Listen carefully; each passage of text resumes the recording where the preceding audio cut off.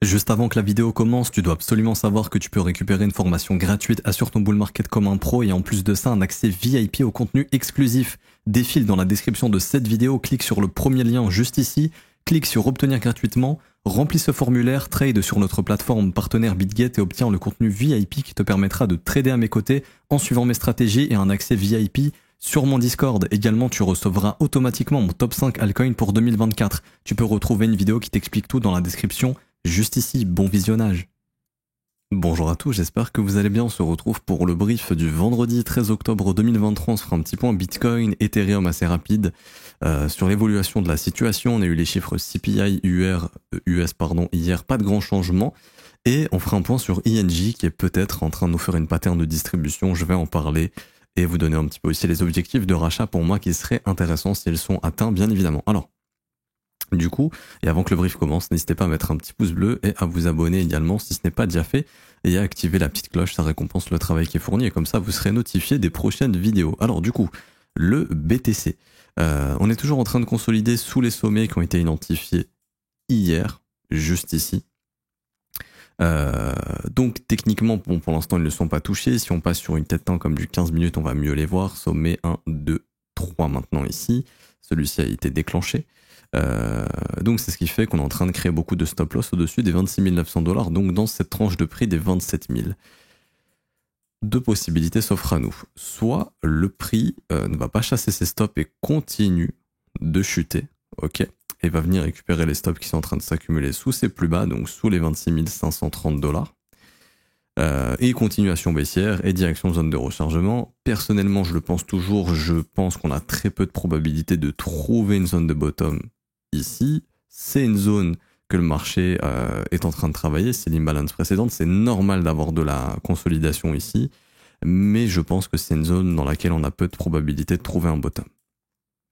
Des rebonds, ok, donc des rebonds identifiés, zone de rechargement de short, etc., j'y viendrai après. Mais en bottom, ça me paraît peu probable. Déjà, la zone de rechargement me paraît plus probable sous les stops ici, comme je disais hier, des 26 000 $. Et pour moi, la zone dans laquelle on a énormément de probabilité de revenir depuis que ce mouvement est baissier, c'est cette zone de prix avec tous les stops accumulés au final. Là, creux.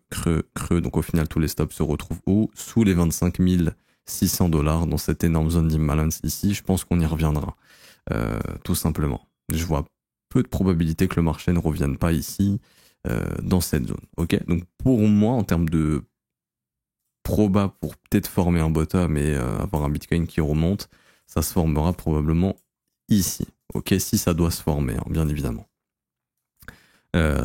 Donc ça, voilà. Maintenant, en horaire, là, le fait qu'on est en train de créer tous ces stop-loss, cet après-midi pendant la session US, faudrait pas être étonné si on a un prix qui vient récupérer les stops.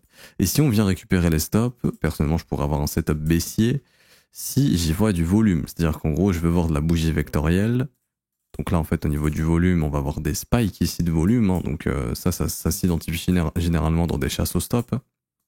Par exemple, ici, vous voyez là, quand on est venu chasser tous les sommets d'ici dans la zone de rechargement de short, là, il y a eu un petit spike au niveau du volume, assez intéressant. Est-ce que j'ai d'autres exemples? Je vais en avoir, là, quand on est venu récupérer tous ces sommets, il y a eu un big breakout et la grosse spike de volume également. Donc voilà, c'est ce qu'on veut voir. Pas forcément des énormes spikes, mais en fait, c'est comparé au volume précédent, qui là est très faible, il faut voir un réveil au niveau du volume. Et donc ça, la bougie vectorielle nous l'indiquera. Donc c'est quand la bougie est colorée avec une opacité pleine. Et ici, c'est creux. Vous voyez, donc ça, c'est pas vectoriel, ça, c'est vectoriel. Vous voyez, il y a plus de volume que sur les bougies précédentes, ici. Enfin, même eux étaient des bougies vectorielles qui, elles-mêmes, ces bougies-là, ont plus de volume que les bougies précédentes. Ok ? En fait, ça m'indique quoi? Ça m'indique qu'en effet, il y a des stop-loss qui ont été récupérés, il y a des vendeurs qui se sont fait stopper et liquider, et qu'en face de ça, il y a eu une absorption qui peut être institutionnelle, de market making, bref. Et ça, en fait, ça va laisser une empreinte au niveau du prix. Et derrière, si j'ai des signaux de retournement, ça peut me donner de bonnes conditions d'entrée. Donc tout simplement, le prix il vient, tac tac tac, il monte, il fait son truc. Ah, chasse au stop, bougie vectorielle, je veux une bougie pleine, d'opacité pleine ici. Tac, et derrière, on peut en avoir une deuxième si on veut. Et je veux finir avec une bougie de retournement, comme ça, qui m'indique que là, il y a le signal de reversal. Et là, techniquement, hop, j'ai mon entrée. Tac. entrée ici, stop loss au niveau de la pattern, et objectif nouveau plus bas. Voilà, ça peut être 3,2 de risk reward, très bien. Très intéressant, sur un setup comme ça, juste gagner 40 fois sur 100, c'est exceptionnel en termes de rendement. Et l'objectif derrière d'aller chercher, déjà pour moi ça sera un TP intermédiaire, ok, plus break-even, ça veut dire que quand le marché vient ici, j'ai mon TP intermédiaire et je place mon stop à mon niveau d'entrée, comme ça je ne risque plus rien. C'est-à-dire que quoi qu'il arrive, c'est un gain, et pour moi le TP final idéalement serait sous cette prochaine zone de creux ici. Donc là on aurait des risk rewards beaucoup plus intéressants. Après ça dépend de la volatilité de la pattern, vous voyez que si la pattern est assez volatile, ça peut réduire le risk reward, c'est pas bien grave, parce que ça reste un très bon risk reward. Voilà l'idée. S'il n'y a pas de signal, je ne fais rien, tout simplement. Ici, je ne fais rien du tout et je laisse le prix monter s'il veut continuer de monter, parce qu'on pourrait nettoyer notre stop en fait. Il n'y a pas que, hein, techniquement, il y aurait des stops aussi ici, potentiellement ici. Enfin, voilà, faut laisser le marché monter s'il veut monter, mais s'il y a les signaux, pour moi, le setup doit se déclencher de mon côté. Pas plus à dire sur le Bitcoin. Je vois difficilement bottom vraiment se poser ici, ça m'étonnerait. Comme je l'ai dit, généralement aussi un bottom ça se pose quand il y a des grosses capitulations sur les open interest, quand les gens se font liquider énormément. Là c'est pas ce que je suis en train de voir du tout, les gens continuent de construire des positions, donc il y a toujours de la confiance dans le marché. Ça aussi, d'un point de vue psychologie et order flow, ça ne concorde pas avec un bottom.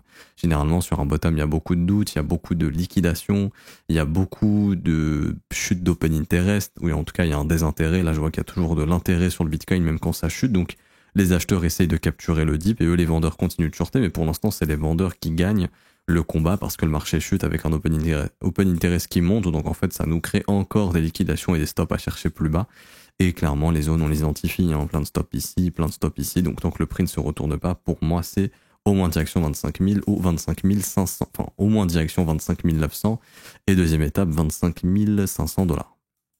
Comme je le dis, je le répète, je vois difficilement le bottom se former là. Donc pour moi, toutes les opportunités de rebond, avec des conditions intéressantes comme celle-ci, sont des opportunités de short pour amener le prix plus bas. Ethereum. Alors Ether, il est venu chercher la deuxième zone de stop qu'on a identifiée hier. Donc c'est L, 1529 $. Ça a été déclenché ici. Bougie vectorielle, donc vous voyez, c'est l'exemple. Hein. On chasse les stops, bam, il y a du volume. Vous voyez le spike de volume ici. Et depuis, petit rebond. Ce qu'il faut prendre en compte, c'est généralement quand on déclenche la chasse au stop, si le prix n'arrive vraiment pas à se réinstaller au-dessus du mouvement qui vient de déclencher la chasse au stop, très généralement c'est continuation baissière. Donc là, vous voyez qu'on pour l'instant on n'arrive pas à sortir de cette zone, et si on n'y arrive pas, ce sera potentiellement direction la prochaine zone de stop, les 1493 $. Si je passe sur une tête temps comme le 15 minutes ou le 5 minutes, en 15 minutes on va voir. Ouais, il n'y a pas beaucoup plus d'informations que ça.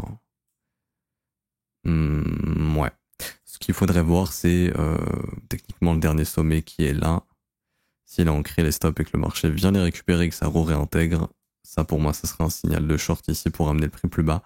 Mais je suis pas fan ici du comportement du prix, donc je préfère le prendre sur Bitcoin s'il se montre sur Bitcoin ou sur des alts. Et je l'ai vu avec les élèves, il y en a plein d'alts qui sont potentiellement dans ces conditions également.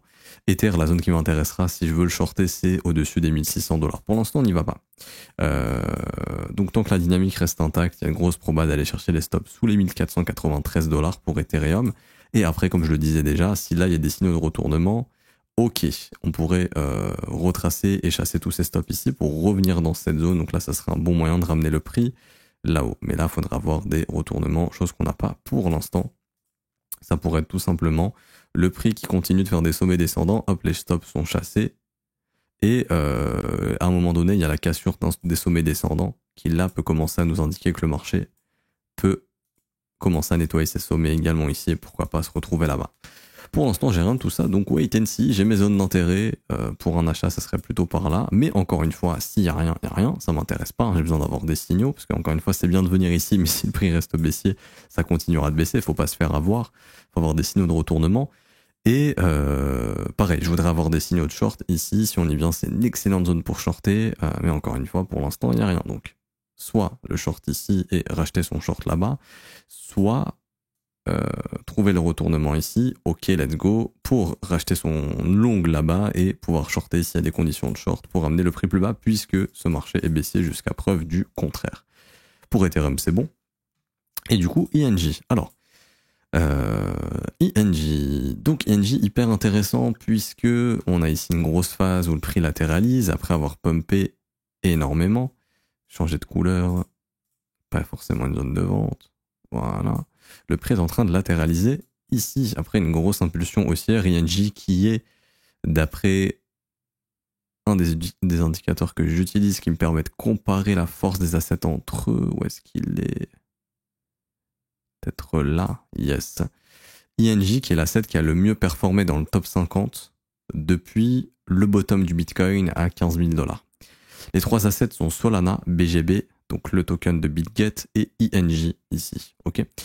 Et du coup le Solana. Et toutes les autres cryptos, à certains moments, ont dépassé Bitcoin. Donc on a eu une mini all season en début 2023 pour ceux qui s'en souviennent. Donc beaucoup d'altcoins ont surperformé Bitcoin. Je pense à Aptos, Arbitrum, il y en avait plein. Il y avait peut-être Theta dans le lot.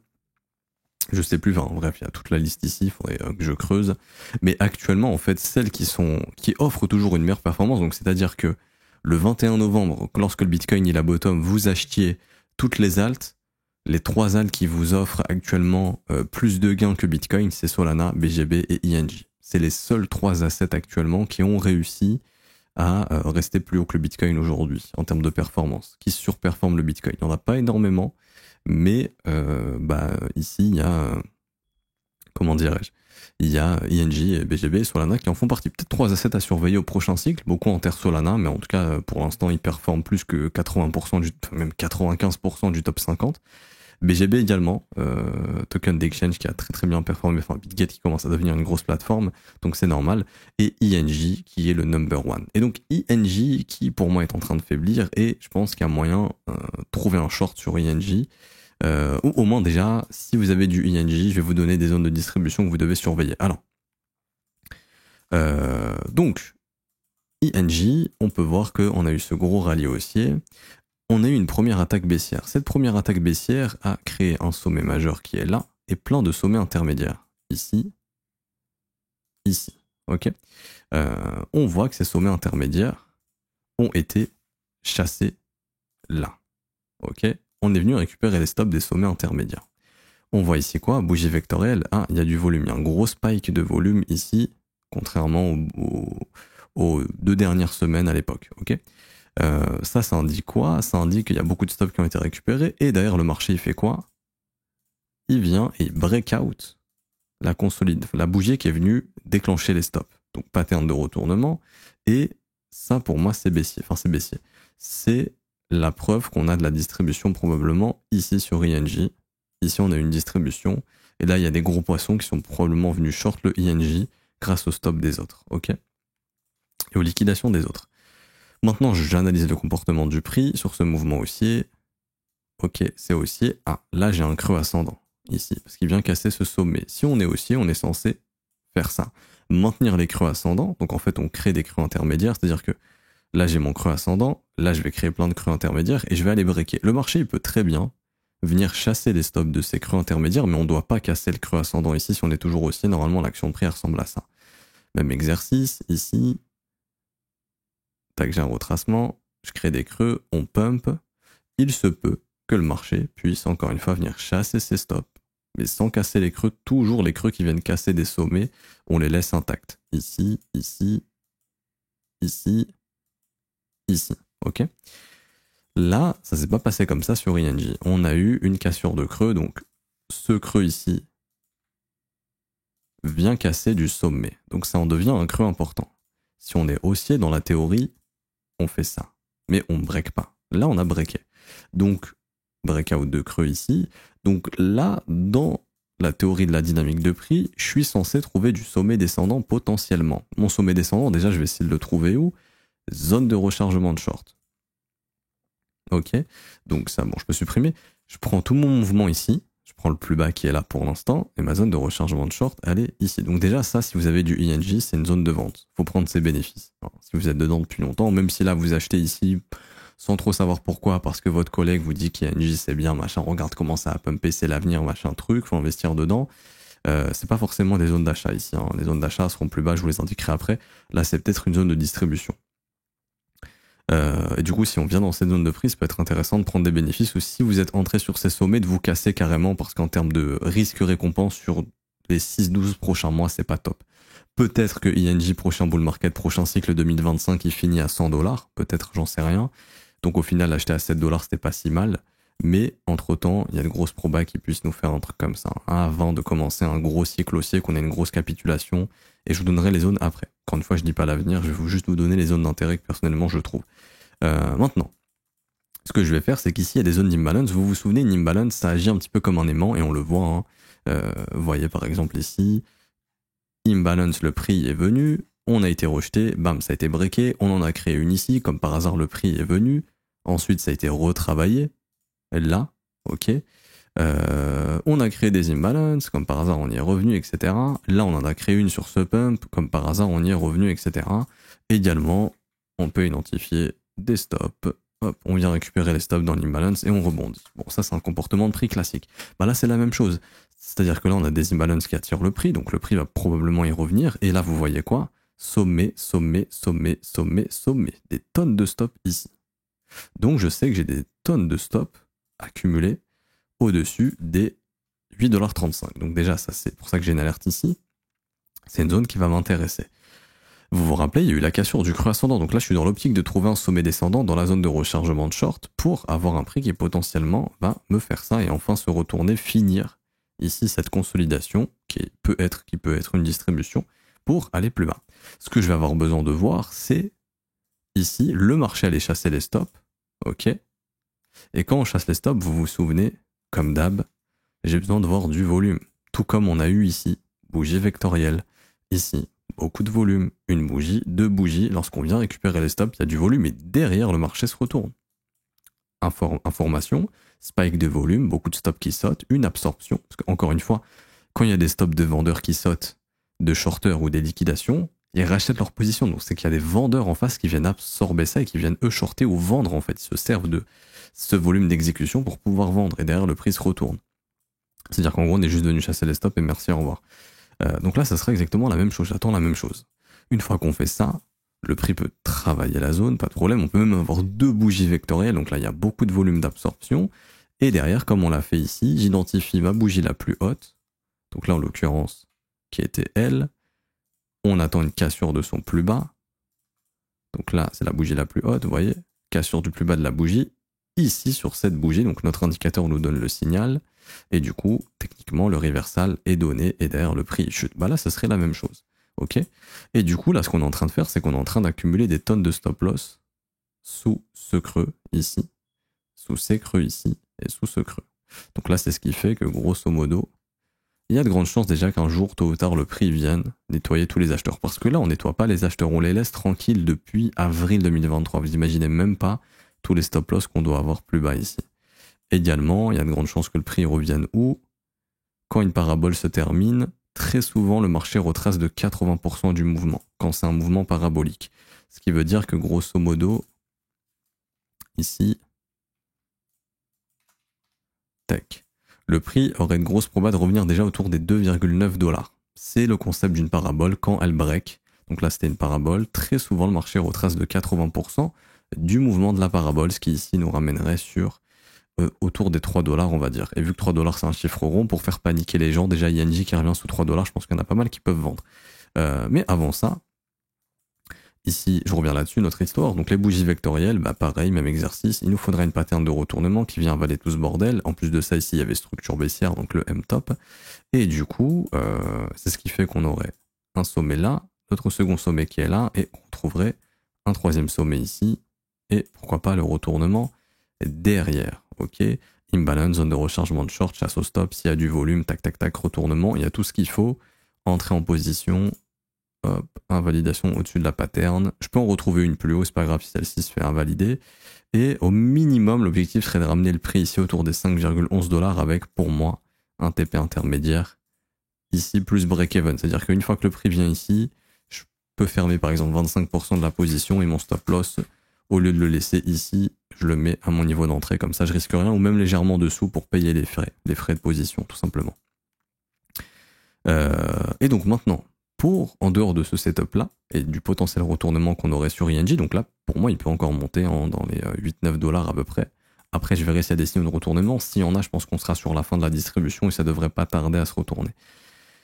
Je reviens ici, donc déjà, bon, la zone de rechargement, c'est un objectif à venir chercher. Pour moi, faut vraiment pas acheter tant qu'on revient pas dans cette zone. Hein, on n'achète jamais un marché qui est vertical. Tout le temps, essayez de racheter les zones de rechargement. Donc là, c'est entre 4,50$ et 3,05$. Vous verrez, quoi qu'il arrive, le marché reviendra. Enfin, pas à 100%, mais il y a, je dirais peut-être plus de 75-80% de probabilité qu'on y revienne tôt ou tard. Ok ? Donc déjà, ça serait une bien meilleure zone d'achat. Vous en aurez plus pour votre argent de l'INJ. Ça veut pas dire que ING est un mauvais projet. Je dis pas que c'est un mauvais projet qui doit dump machin. Non. Je dis juste qu'un professionnel, il va venir en fait acheter le INJ dans ces zones ici, au minimum. Il va pas venir l'acheter tout là-haut. Là, c'est probablement une zone de distribution. Ici, si on se met en mensuel, vous n'achetez pas un truc qui a explosé comme ça. Vous vous rappelez, on achète quand c'est plat, les W, ça s'achète. Là, c'est trop tard. Donc, quand on a raté l'entrée, on trace sa petite zone de rechargement et ça nous offre déjà une bien meilleure entrée. C'est pour ça que là, je vous dis, il y a potentiellement de la distribution. Et donc là, on voit ici même en weekly, les stops accumulés, l'imbalance, zone de rechargement de short. Voilà, s'il y a des reverses ici, franchement, ce sera magnifique pour choper le retournement. Ça se trouve, on va pas y venir. Ça serait dommage, mais bon, des fois, c'est comme ça. Et du coup, ok. Maintenant que je vois ça, moi, ce que je vais indiquer sur mon graphique, c'est pareil, toutes les imbalances qui peuvent être invitées à être testées. Donc, en weekly, il y a cette grosse zone entre 5,41 et 4,53. Rappelez-vous, ça attire le prix comme un aimant. Ici, ça a été comblé. Ça sera probablement comblé. Ça a été comblé. Ça aussi. Il y en a peut-être qui vont traîner plus haut. Bah, ici, il y en avait une qui a totalement été comblée. Ça, c'est comblé également. Le bottom, il a été trouvé sur la dernière imbalance qu'il fallait combler. Enfin, je vous fais pas de dessin. Chaque fois je mets un coup dans le micro, je vous fais pas de dessin, c'est vraiment très puissant, ok? Donc pareil, ça on y reviendra probablement. Celle-ci, peut-être, peut-être pas. Ce qu'il faut comprendre, c'est que on a tous les stops là. C'est-à-dire que ça, c'est une zone de stop énorme, ok? Si je passe en daily, l'endroit pour chasser un maximum de gens, ça serait sous les 2,42$. Donc là, vous devez vous dire, oui, il est fou, lui, on a 7,39$, il nous parle de 2,42$. Ouais, c'est techniquement une zone dans laquelle on pourrait revenir, et donc là, ça serait une opportunité exceptionnelle pour acheter du INJ. Si on y revient, encore une fois, on ne lit pas l'avenir, on ne peut pas savoir, ok? Mais il faut savoir que si le INJ revient là sous les stops, pour moi, ça serait la zone de capitulation ultime. Là, comme ça, beaucoup de volume ici, et là, les gens qui n'y croient plus, et là, on pose un bottom définitif, et le prix qui fait une grosse structure, et donc là, on part sur un gros cycle aussi. En plus, INJ, c'est un faible market cap, il peut venir chercher des milliards si le projet est strong, donc je ne serais vraiment pas étonné qu'on puisse faire ça. J'ai pas envie de vous faire flipper si vous avez de l'INJ, c'est juste ici, techniquement, ça peut être une zone que le prix pourrait venir chercher pour faire une capitulation. Ça correspond plus ou moins à la zone du Bitcoin, hein, que vous trouvez ici. Hop, là, ça peut être comblé tôt ou tard. Ok, si le bottom a été trouvé ici à 15 000, le prix peut venir former un bottom entre 19 500 et 17 000$ pour faire comme on a fait en 2019-2020 et ensuite avoir le bottom définitif. Là, on crée tous les stops ici, on récupère tout comme ça a été fait en 2019. Hein. Je vous fais pas de dessin, mais grosso modo, il restait une dernière imbalance ici, on est venu la combler. C'était le mouvement Covid. Il y avait tous les stop loss, creux ici, creux ici, creux ici. On est venu tout récupérer avec une petite mèche ici et bam, le marché s'est retourné. On pourrait faire quelque chose comme ça, mais vous voyez, c'est arrivé au Bitcoin, donc ça pourrait arriver à INJ. INJ, il a fait sa structure, il a énormément pumpé. Et là, pour l'instant, il est peut-être dans cette phase de distribution. Dans plusieurs mois, il peut peut-être nous faire une phase de capitulation. Et donc, s'il y revient, ça serait une excellente zone pour y investir. Ok ? Je dis pas qu'on va le faire, encore une fois. C'est juste une zone qui m'intéresse personnellement en tant qu'investisseur d'INJ. Ça m'intéresse d'en accumuler ici. Je veux pas en acheter ici. Le prix m'intéresse pas, la structure m'intéresse pas. Si on revient là sous les 2,44, ça va fortement m'intéresser. Et je pense que si derrière il y a des signaux intéressants, juste une pattern de retournement weekly ou des structures daily, je rentrerai sur INJ ici en tant qu'investisseur et l'objectif ce sera la cyclicité et je vous donnerai même des targets haussières si INJ arrive vraiment à faire un gros cycle. Pour moi, on pourrait venir chercher entre 45 et 56$ au prochain cycle s'il y en a un. Bon, ça fait un rendement pas trop dégueulasse. Hein.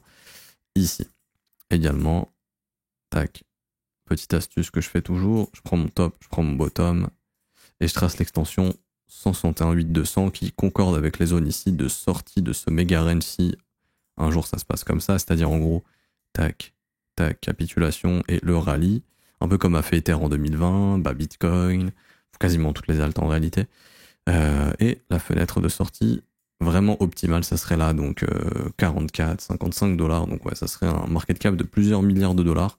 Mais bon, UNJ, vu que c'est l'asset qui a le mieux performé en 2022, 2023, enfin 2023 du coup, pour moi, ça en dit long sur lui. Je pense qu'il y a des institutions qui sont rentrées dedans et c'est pas pour rien. Donc je pense que ça risque d'être une pointure, si je puis dire, au prochain cycle. Donc ça m'étonnerait pas qu'il puisse exploser ses ATH et aller chercher bien plus haut. Mais ici, s'il fait une distribution, pour moi, il y a de grandes chances qu'il revienne au moins déjà dans la zone de rechargement et le finish, le bouquet final, voilà, ça serait le retracement de 80% de la parabole. C'est une chose qu'on fait assez souvent et venir récupérer tous les stops sous ce creux, les imbalances qu'on voit ici, les combler, merci, au revoir, le bottom se pose comme le Bitcoin l'a fait en 2020, ok? Encore une fois, je dis pas l'avenir, ça peut totalement ne pas se passer comme ça, je le précise. Donc voilà, vous avez un petit peu mon avis sur INJ, ça revenait beaucoup, je comprends pourquoi, parce que bon, c'est l'un des assets les plus forts.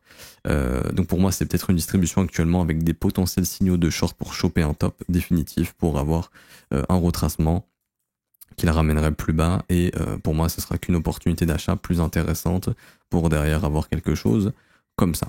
Ce serait l'idée. N'hésitez pas à mettre en commentaire ce que vous en pensez. Si ça vous a plu, de laisser un petit pouce bleu. Si vous avez des questions, pareil en commentaire, n'hésitez pas, j'y répondrai. Si vous voulez vous former gratuitement, vous avez la formation gratuite qui vous donne un plan pour le bull market et qui vous apprend justement ce genre ici de pattern. Également, le contenu VIP dans lequel j'ai analysé, j'ai fait mon top 5 des alts et pareil, je vous donne les mêmes astuces ici, mais de façon plus poussée avec ce que je surveille pour rentrer les zones qui m'intéressent, etc. sur les alts que je surveille actuellement. Vous avez aussi accès à un accès VIP sur notre Discord dans lequel on partage des setups en temps réel, des explications de setup, pourquoi on rentre, pourquoi on stop loss ici, pourquoi on TP ici, etc., etc. Il y a toutes les explications dans le Discord, c'est gratuit. Vous avez juste à suivre le lien qui est en description de cette vidéo. Et à remplir le formulaire, c'est gratuit, ça vous prend 2 minutes et vous aurez votre accès à la formation. Et ceux qui veulent obtenir le contenu VIP, il faudra juste trader sur notre plateforme partenaire pour avoir accès au contenu et pouvoir trader avec nous. Et si vous souhaitez vous former, vous avez aussi également l'école, 19 heures de formation dès que vous nous rejoignez, 19 heures de cours vidéo, plus du support de cours écrits, exercices, examens, quiz qui vous permettent de valider les compétences, et derrière également les briefs quotidiens tous les jours que je fais personnellement, plus le support quotidien tous les jours du lundi jusqu'au lundi, donc tout le temps dans le Discord de ma part, de mes collègues professeurs et des élèves avancés qui sont là pour aider les nouveaux élèves qui veulent avancer dans leur trading, pour apprendre l'analyse technique, la compréhension des marchés, comment bien acheter, bien vendre, avoir une bonne stratégie, comprendre la psychologie des marchés, comprendre sa propre psycho et créer ses propres stratégies avec un bon money management et une bonne gestion du risque. Et on y apprend aussi l'analyse fondamentale et l'order flow dans la formation, et je vois aussi ça tous les jours avec vous. Ça commence à 49 € par mois. Il y a des réductions sur 3 mois, 6 mois et 12 mois. 36% de réduction sur l'abonnement 12 mois actuellement, et c'est sans engagement. Vous pouvez annuler le renouvellement quand vous le souhaitez, et tout est dispo en rediffusion. Et c'est accessible pour les tout débutants. C'est une formation qui a été pensée pour tout le monde. Si vous avez des questions, pareil, n'hésitez pas en commentaire. Et si vous voulez vous inscrire à l'école, je vous mets le lien en description de cette vidéo ou en commentaire épinglé, ou les deux. De toute façon, ce sera les deux. Bonne journée à tous, bon week-end. On se retrouvera lundi. Ciao, ciao.